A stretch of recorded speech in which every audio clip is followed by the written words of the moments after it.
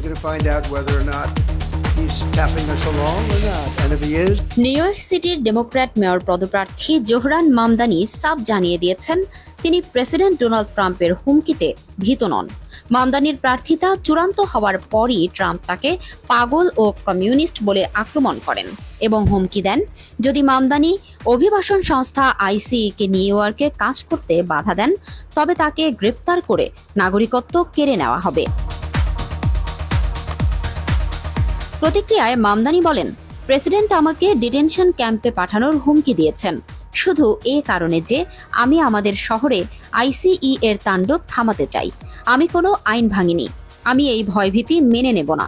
তিনি আরও বলেন, এ হুমকি শুধু আমার প্রতি নয়, এটি একটি বার্তা যে তুমি যদি মুখ খোলো তারা তোমার পেছনে লাগবে।